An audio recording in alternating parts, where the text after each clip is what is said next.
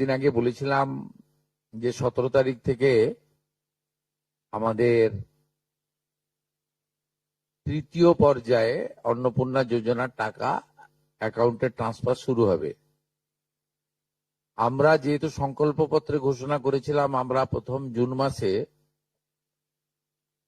28 লক্ষ বেনিফিশিয়ারিকে অনলাইন এবং অফলাইনের মধ্যে দিয়ে আমরা শুধু প্রোগ্রামটা লঞ্চ করিয়েছিলাম। পরবর্তীকালে আমরা নির্দিষ্ট তথ্য এবং ফর্মের ব্যবস্থা করি। এটা করার পিছনে অনেকগুলো কারণ ছিল। প্রথমত সরকারি টাকা, এই সরকারি অর্থ সঠিক জায়গায় ব্যয় করা উচিত। সরকারি অর্থে নয়ছয় করার বা ফাইন্যান্সিয়াল ইনডিসিপ্লিন করার কোনো অধিকার কোনো মুখ্যমন্ত্রী, মন্ত্রী বা আধিকারিকের নেই। তাছাড়াও বিগত দিনের লক্ষ্মী ভান্ডার বলুন বা আমাদের সরকার আসার পরে অন্নপূর্ণা যোজনা, এটা সম্পূর্ণভাবে মহিলাদের একটি স্কিম। তার বয়স নির্দিষ্ট করা আছে 25 থেকে 60 বছর। সেক্ষেত্রে কোনো পুরুষের বা বয়সের 25 বছরের কম যারা, তারা পাওয়ার যোগ্য হতে পারে না। আমরা বিগত সরকার যখন প্রথম শুরু করে খুব অনিয়মিতভাবে প্রায় 9 মাস গেছে 500 টাকা করে ভাতা দিতে, এবং প্রতি মাসেই তাদের সংখ্যা এদিক ওদিক হয়েছে। ফাইনালি নির্বাচনের আগে তড়িঘড়ি করে 2 কোটির আশেপাশে কিছু সংখ্যা হবে, 1,500 টাকা করে ট্রান্সফার করা হয় মাত্র 2 মাসের জন্য। শেষের দিকে ওই এবং সেটা করতে গিয়ে আমরা দেখলাম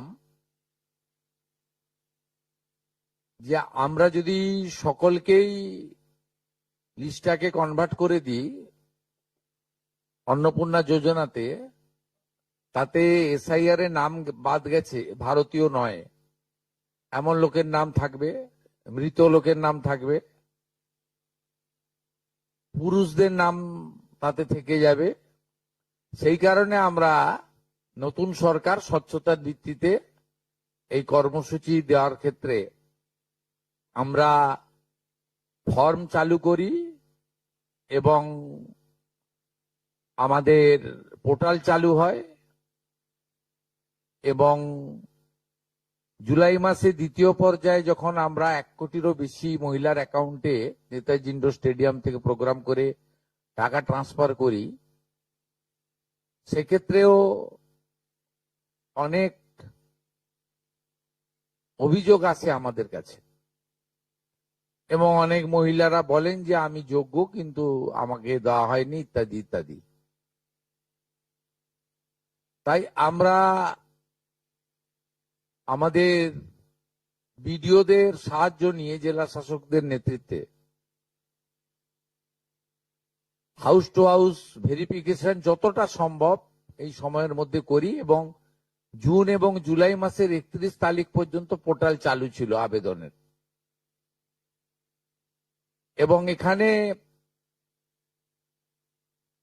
প্রায় 1,70,00,000 বা তার থেকে একটু কিছু বেশি হবে সংখ্যাটা, আমি এই মুহূর্তে ডিটেলসে যাচ্ছি না, তারা আবেদন ইত্যাদি করেন, যার মধ্যে জুলাই মাসের প্রাপকরাও ছিলেন।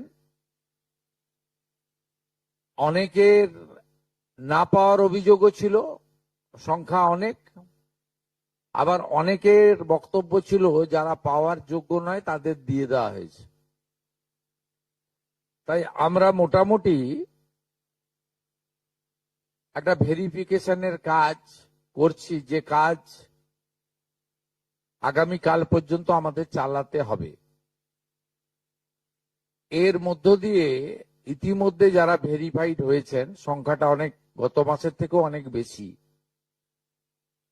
তাদের অর্থ দপ্তর 17 তারিখ থেকে এত বিরাট এলাকা, বিরাট টাকা, 2-3 দিন লাগবে, অ্যাকাউন্টে ট্রান্সফার তারা করতে থাকবেন। এটা প্রতি মাসে হবে না, প্রতি মাসেই যারা ভেরিফাইড হলেন তারা মাসের দ্বিতীয় সপ্তাহে, আমি দেখছিলাম কিছুজন 1 তারিখ থেকেই বলতে শুরু করেছেন কখন ঢুকবে কখন ঢুকবে। মানে এরা মূলত আমাদের ভোট দেয়নি, আমাদের পরাজয় দেখতে চেয়েছিলেন, খুব কষ্ট হচ্ছে ওদের। কিন্তু আমরা সরকারি টাকা নয়ছয় করতে দেব না, আর যোগ্য প্রাপকদের চিহ্নিত করেই দেব, এবং আমরা এক্ষেত্রে কমিটেড। অর্থাৎ যে চুরি দুর্নীতি হয়েছে, যেমন বিগত দিনে আধার লিঙ্ক অ্যাকাউন্ট নম্বর দেওয়া হয়নি, সেলফ ডিক্লিয়ার অ্যাকাউন্ট নম্বরে দেওয়া হয়েছে, এর ফলে মহিলার টাকা পুরুষ পেয়েছে, অন্য লোক পেয়েছে, এখন গ্রেপ্তার হয়েছে বহু মানুষ। এই সব আছে, ডিটেলসে তো বলা যাবে না। আমরা মোটামুটি আপনারা আমাদের শিশু ও নারী কল্যাণ দপ্তরের, এটা হচ্ছে নোডাল এজেন্সি, ইমপ্লিমেন্টিং এজেন্সি, তাদের 19/5/2026 তারিখে 2411-WCD নম্বর বিজ্ঞপ্তির মাধ্যমে তারা একটা মোটামুটি এসওপি দেয়, তার ভিত্তিতেই ভেরিফিকেশন হয়েছে। এবং এই ভেরিফিকেশনে যারা যোগ্য বিবেচিত হয়েছেন, বৈধ হয়েছেন, তাদের অর্থ 17 তারিখ থেকে প্রদান করা হবে। এরপরেও আমরা একটা অভিযোগ পোর্টাল রাখব, যে অভিযোগ পোর্টালে পরবর্তী সময়ে যে কেউ অভিযোগ করতে পারেন, এবং এই অভিযোগ নিষ্পত্তি করার জন্য আমরা সংশ্লিষ্ট ব্লকের বিডিওদেরকে বিশেষ দায়িত্ব, চিফ সেক্রেটারি দায়িত্ব ফিক্সড করে দেবেন। তারা হিয়ারিং নিয়ে একটা নির্দিষ্ট সময়ের মধ্যে নিষ্পত্তি করবেন। আমাদের যারা যোগ্য বিবেচিত হয়েছেন তাদের বয়স 25 থেকে 60 বছরের মধ্যে হতে হবে, আগেই বলা আছে। কেন্দ্রীয় বা রাজ্য সরকার, কোন বিধিবদ্ধ সংস্থা, সরকারি আন্ডারটেকিং, পঞ্চায়েত, পৌরসভা, সরকার, সরকারি সাহায্যপ্রাপ্ত শিক্ষা প্রতিষ্ঠান অর্থাৎ শিক্ষক, শিক্ষাকর্মী, স্থায়ী সরকারি চাকরিতে নিযুক্ত থাকেন, বা পেনশনার্স আসবে না যেহেতু 60 ঊর্ধ্ব, এটা ইরেলিভেন্ট, এরা এই বেনিফিটের মধ্যে পড়ছেন না। তাছাড়া যারা আয়কর প্রদান করেন, অর্থাৎ এখন আয়করের ঊর্ধ্ব সীমা হচ্ছে 12 লক্ষ টাকা বছরে, 12 লক্ষ টাকা পেরিয়ে গেলে আয়কর দিতে হয়। যে পরিবার আয়কর দেন, অর্থাৎ যার বাৎসরিক আয় 12 লক্ষ টাকা, সেই পরিবার এই কর্মসূচি অন্তর্ভুক্ত হওয়ার সুযোগ পাবেন না।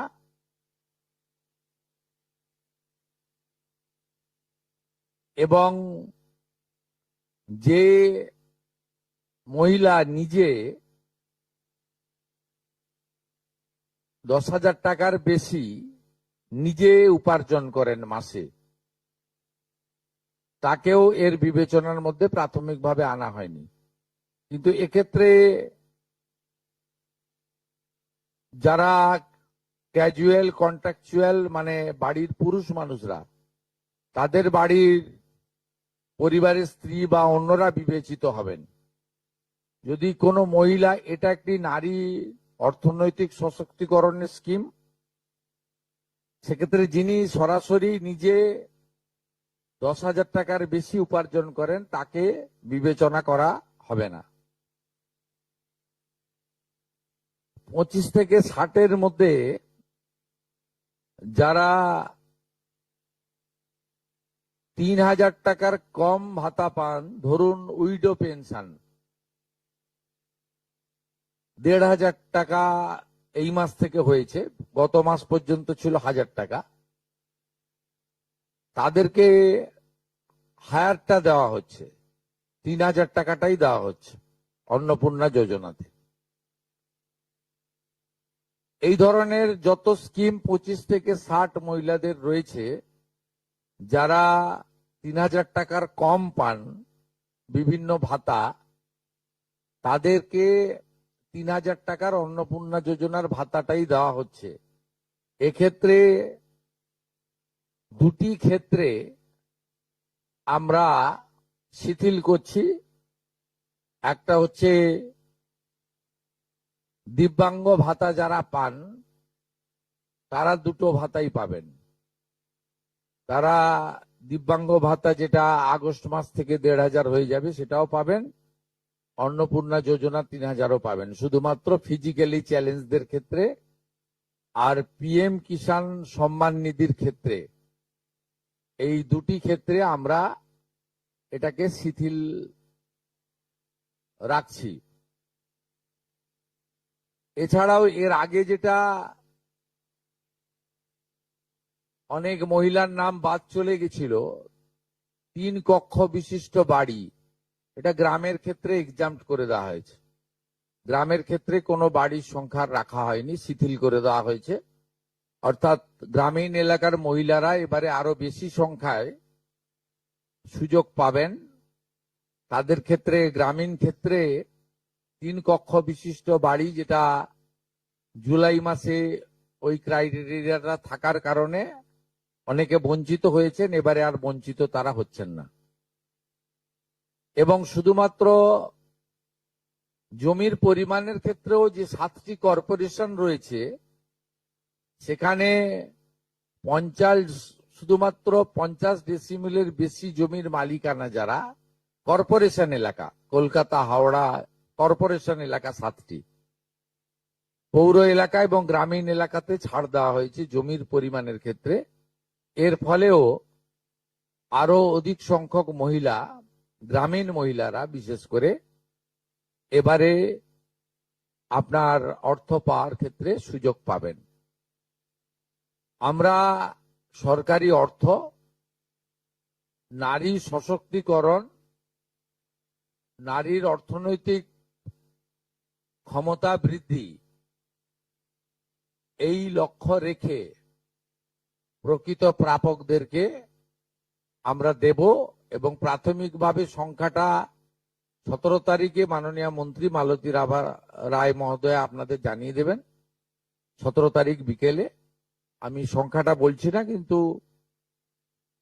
যে কয়েক লক্ষ মহিলা তারা জুলাই মাসে অর্থ থেকে বঞ্চিত হয়েছিলেন, এই 3 কক্ষ বিশিষ্ট বাড়ি বা জমির পরিমাণ ইত্যাদির কারণে তাদের ম্যাক্সিমামটাই এবারে আমরা সংযুক্ত করে দিয়েছি। তাই আমি বিশ্বাস করি যে আগস্ট মাসে প্রদেয় অর্থে 100% না হলেও 99% প্রকৃত প্রাপকদের হাতে আমরা পৌঁছে দিতে পারবো। এবং এর সাথে সাথে অভিযোগ পোর্টালও চালু করে দেবেন। যে অভিযোগ পোর্টালেও আমাদের দপ্তরের গাইডলাইনের বাইরে গিয়ে কেউ যদি পেয়ে থাকে, আপনারা তথ্য দিয়ে সাহায্য করবেন রাজ্য সরকারকে। আর এই গাইডলাইনের মধ্যে থাকা কোনো দিদি বা বোন যদি বঞ্চিত হন, তিনিও আপনারা আবেদন করবেন এবং এটা কন্টিনিউয়াস প্রসেসের মধ্যে থাকবে। এবং আমরা বিশ্বাস করি আগস্ট মাসে যে তালিকা হবে, এই তালিকা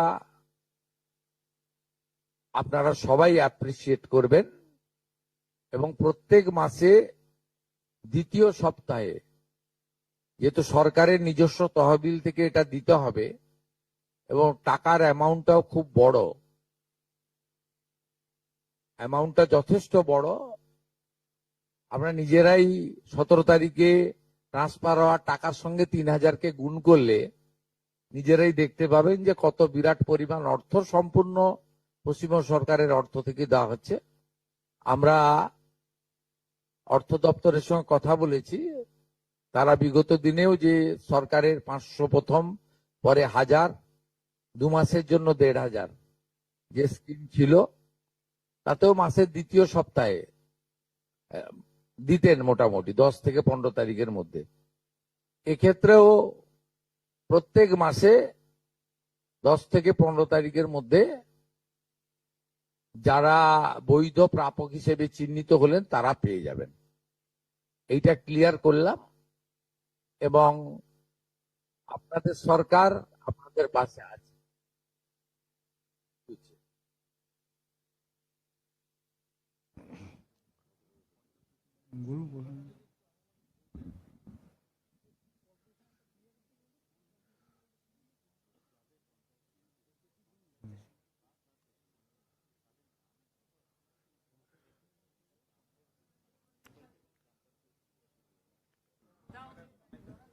बंद আছে।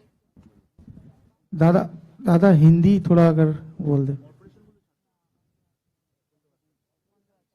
हिंदी में हिंदी में हिंदी में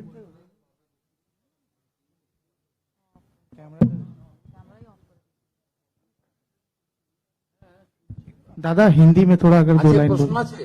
হ্যাঁ हिंदी हिंदी में স্যার, একটা বলার একটা প্রশ্ন ছিল। एक तो हिंदी थोड़ा हिंदी में बोल दीजिए दादा, 2 लाइन। হ্যাঁ, প্রশ্নটা হচ্ছে যে একটি হিন্দিতে পরিবারে, তো- স্যার একটা প্রশ্ন করব।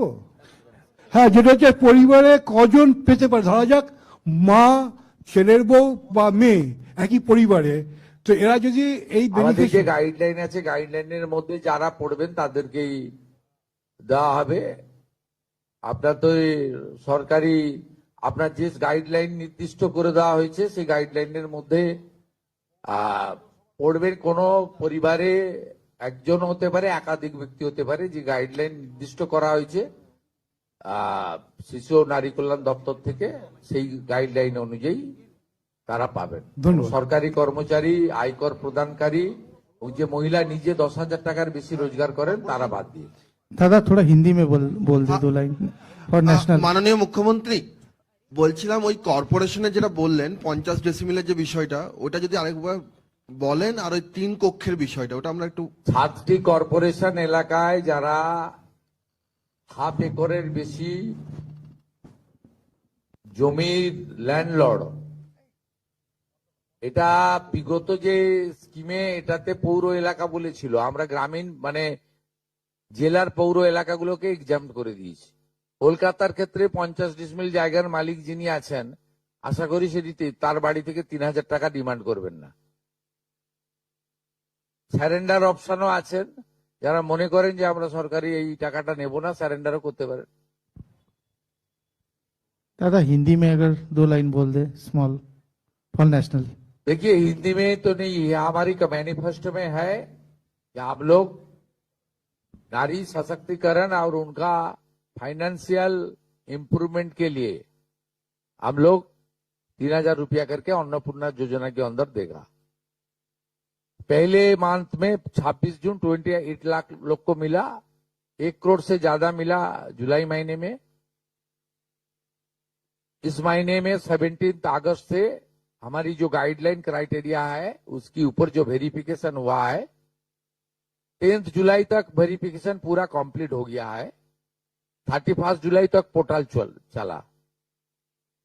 उसका बाद भी जो वेरिफिकेशन में आएगा उसको मिलेगा। थोड़ा जो हमारी पहले क्राइटेरिया था उसमें रिलैक्सेशन में हम लोग दे दिया, खास करके ग्रामीण क्षेत्रों में हमारी दीदी बहन को मिले, यही हमारी लक्ष्य है। उसका साथ साथ हर महीने 2nd वीक के अंदर 15 तारीख के अंदर रुपया अकाउंट में जाए, ये अर्थनैतिक जो फाइनेंशियल व्यवस्था भी होना चाहिए। ये दोनों मिला के हम लोग थोड़ा एक्सरसाइज किया है। आज कंसर्निंग डिपार्टमेंट का जो मिनिस्टर है मालती राबा रॉय, और सीनियर एक मिनिस्टर है अग्निमित्रा पाल, चीफ सेक्रेटरी का प्रेजेंस में हम लोग इसका प्रेस कॉन्फ्रेंस के द्वारा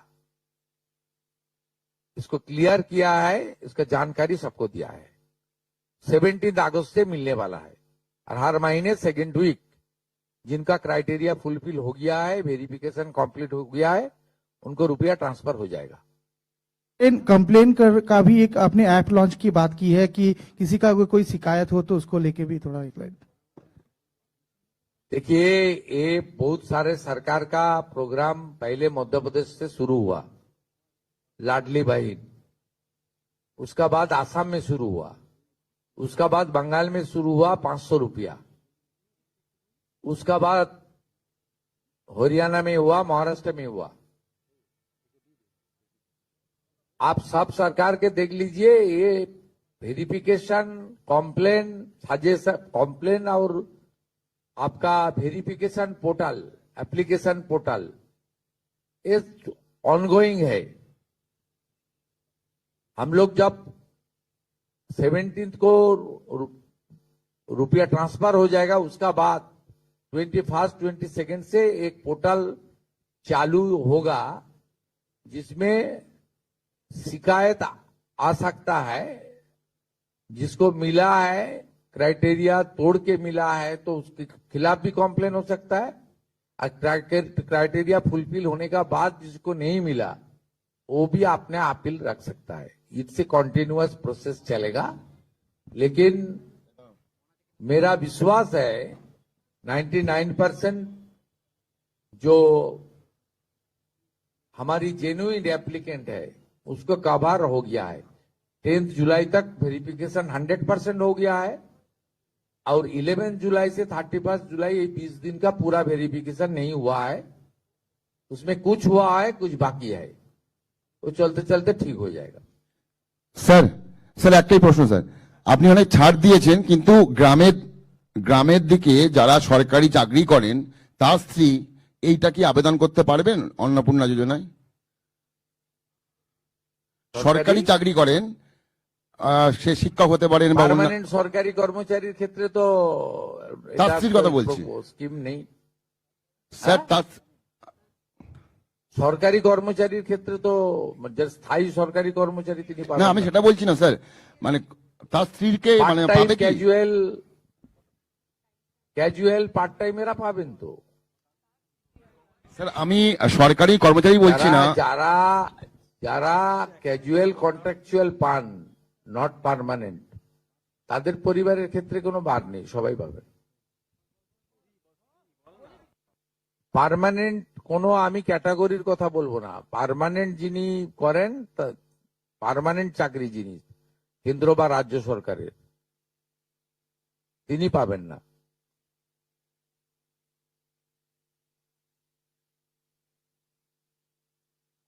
ওনার ভাই স্ত্রী পেতে পারেন,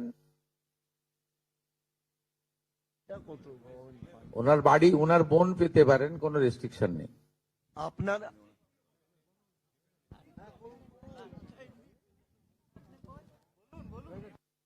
বলুন।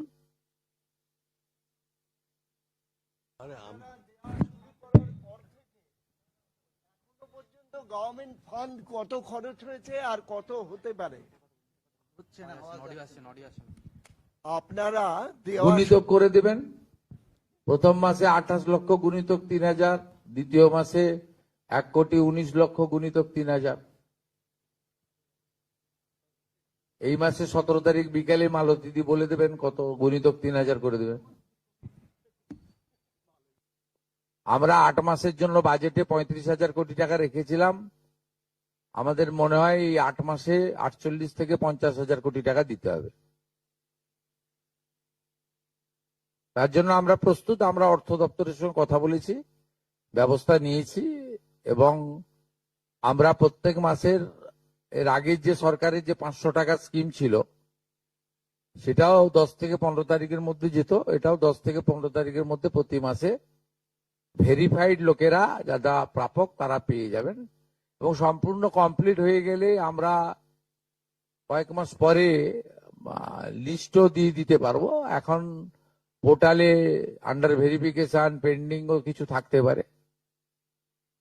আমার মনে হয় ম্যাক্সিমাম শর্ট আউট হয়ে গেছে। এর আগে যে প্রবলেমটা হয়েছিল তাতে কিছুটা অ্যাকাউন্টসের জন্য প্রবলেম হয়েছিল, অনেকের অ্যাকাউন্ট নাম্বারের সঙ্গে ব্যাংকের, সেটা সেই প্রবলেমের জন্য আমরা সলভ করে নিয়েছি ওটা। তারপরে 3 কক্ষ বিশিষ্ট বাড়ি, এটা সম্পূর্ণ গ্রামীণ ক্ষেত্রে আমরা এক্সাম্পট করে দিয়েছি। তারপরে 50 ডিসিমল জমি অনলি কর্পোরেশনে অ্যাপ্লিকেবল, অন্য জায়গা ছোট মিউনিসিপ্যালিটির ক্ষেত্রেও এক্সাম্পট করে দেওয়া হয়েছে। আর জিএসটি যেটা সেটাও এক্সাম্পট করে দেওয়া হয়েছে। অতএব অনেকগুলোই এক্সাম্পট করে দেওয়া হয়েছে। আমার মনে হয় ম্যাক্সিমাম লোকজন কভার করে যাবেন। তারপরেও যদি কেউ থাকবেন, অভিযোগ পোর্টাল থাকবে, সব সরকারে আছে। আপনি আগের সরকারের লক্ষ্মীর ভান্ডারেও দেখবেন একইভাবে অভিযোগ পোর্টাল ছিল, তাদের দুয়ারে সরকারে অভিযোগ তারা নিতেন, মুখ্যমন্ত্রীকে বলো কমপ্লেন নথিভুক্ত হতো। আপনি মহারাষ্ট্র দেখবেন, মহারাষ্ট্র 2000 টাকা করে দেয়, অ্যাপ্রক্স 1.5 কোটি মহিলা পান। সেখানেও দেখবেন পোর্টাল চালু আছে, আপনার কমপ্লেন পোর্টাল। অন্য সরকারগুলোর ক্ষেত্রেও ডাউনলোড করে দেখে নিন, সমস্ত জায়গায় পোর্টাল এবং অভিযোগের সিস্টেম চালু থাকে। ইটস এ কন্টিনিউয়াস প্রসেস এবং রেকটিফিকেশন হতে থাকে, ইনক্লুশন এক্সক্লুশন হতে থাকে। এটা কোনো নতুন কিছু নয়, কিন্তু আমাদের মেজর যে প্রবলেমটা ছিল 80% আমরা মনে করি জুলাই মাসে ঠিকঠাক ছিল, 20% আমাদের ভুল ত্রুটি ছিল বা কিছু কিছু ক্রাইটেরিয়াতে শিথিল করা দরকার ছিল। আমরা মনে করেছি যে শহরের ক্ষেত্রে এবং গ্রামের ক্ষেত্রে পার্থক্য, সেটা গ্রামের ক্ষেত্রে আমরা অনেকটা শিথিল করে দেওয়ার ফলে বা ছোট মিউনিসিপ্যালিটি গুলোর ক্ষেত্রে এবারে আমার মনে হয় ম্যাক্সিমাম শর্ট আউট হয়ে যাবে।